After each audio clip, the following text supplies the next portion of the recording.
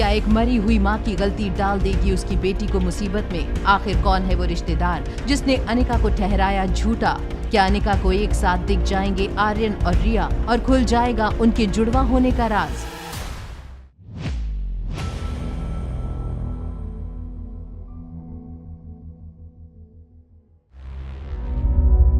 Balbir sir की बातों से अनिका के मन में सवालों का एक तूफान उठते जा रहा था। वो जब तक पूछती कि कौन दोनों बच्चे, उससे पहले ही बलबीर सर अखाड़े की तरफ निकल गए।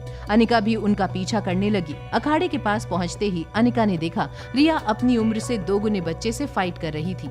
यहाँ तो सिर्फ रिया है। अनिका, तेरी बेटी तो बहुत सुंदर फाइट करती है, बिल्कुल तुझ पर गई है। इसे मैं इंडिया का सबसे अच्छा फाइटर बनाऊंगा। लेकिन रिया को तो मार्शल आर्ट्स बिल्कुल भी पसंद नहीं है। रिया, क्या तुम सच में मार्शल आर्ट्स सीखना चाहती हो?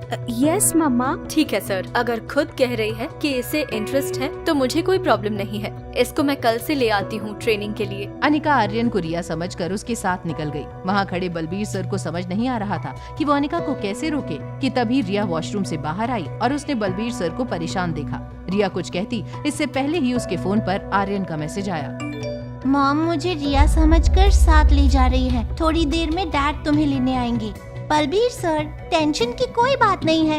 Everything is under control. Riya excited थी क्योंकि आज उसे अपने डैड से मिलने का मौका फिर से मिल गया था।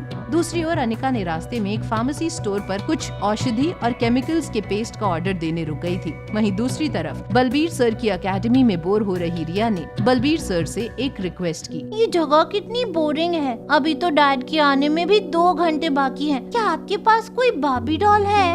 ये पहलवानों का अखाड़ा है, कोई लड़कियों के खेलने की जगह नहीं जो तू बार्बी डॉल ढूंढ रही है यहाँ। आजा पुत्र, मैं तुझे एक धमाकेदार गेम दिखाता हूँ। स्टॉप एवरीवन, आज हम एक नॉकआउट फाइट खेलेंगे। जो हार गया गेम से बाहर और जो जीत गया वो अगले राउंड में जाएगा। वैसे तो रिया को बार्बी डॉल और मोबाइल गेम्स ज्यादा पसंद थी, लेकिन नॉकआउट फाइट देखने के लिए वो बहुत एक्साइटेड हो गई थी। दूसरी तरफ अनिका फार्मेसी से कुछ दवाइयाँ लेकर जैसे ही कार में आई, आर्यन ने कहा, मॉम ये सब क्या है? ये दवाइयाँ किसके लिए हैं?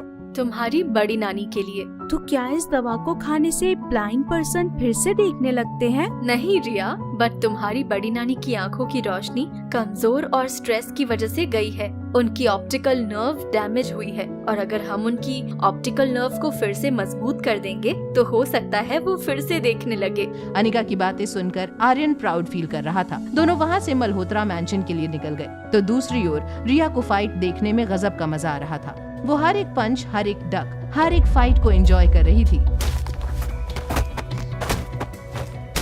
Yes, he is my favourite. एक और पंच। वो देखो बलबीर सर, वो फाइटर कितना पावरफुल लग रहा है। उसके बाइसेप्स तो बिल्कुल मेरे फेवरेट सुपर हीरो जैसे हैं। रोहित आर्यन को रिसीव करने के लिए पहुंचा तो वो खुश था क्योंकि आज वो अपने बेटे को एक फाइटर की तरह देखने वाला था। लेकिन आर्यन को एक पिंक फ्रॉक में देखकर उसके सारे सपने जैसे बिखर गए हों। वहीं दूसरी तरफ मल्होत्रा मैंशन में अंजलि मामी के साथ शीला मासी भी अनिका का बेसब्री से इंतजार कर रही थी। अनिका के मैंशन में घुसते ही, क्यों आई हो यहाँ?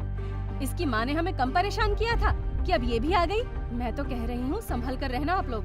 पता नहीं स्वाति की ही बेटी है या कोई और। शीला, जबान है तो कुछ भी मत बोला करो। तुम स्वाति की बेटी के बारे में बात कर रही हो और ये मत भूलो कि अनिका और उसकी बेटी रिया हमारे परिवार का हिस्सा है। वाह मम्मी जी, आपने तो हमेशा से ही स्वाति की तरफदारी की है। ज्यादा काबिल, समझदार और भरोसेमंद आपकी बड़ी बेटी स्वाति की तरह ये भी मल्होत्रा परिवार की इज्जत डुबा कर चली जाएगी। शीला, भगवान के लिए चुप हो जाओ और अपनी बहन के बारे में ऐसी बातें मत करो। आप स्वाति की हरकतों पर पर्दा डाल सकती हैं, मैं नहीं। कह देती हूँ, नजर रखना इस लड़की पर। पता नहीं किस मकसद से आई है यहाँ। शीला, ये है अनिका और इसकी प्यारी सी बेटी रिया। अनिका को देखते ही शीला मासी ने अपनी वर्षों की भड़ास उस पर उतार दी थी। शीला मासी आगे कुछ कहती कि तभी आर्यन उनका आशीर्वाद लेने के लिए पैर छूने के लिए झुका कि तभी शीला मासी ने अपने पैर पीछे कर लिए। शी, दूर रहो मुझसे, you dirty girl. I am not a girl.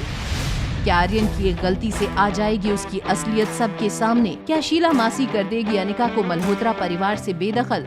आखिर आर्यन से परेशान रोहित किस तरह लाएगा अपने बेटे की हरकतों में सुधार? जानने के लिए देखिए अगला एपिसोड सिर्फ पॉकेट FM के YouTube चैनल पर। और एक लड़की को देखा तो के सारे एपिसोड्स को सुनने के लिए डिस्क्रिप्शन में दी हुई लिंक से डाउनलोड कीजिए पॉकेट FM ऐप।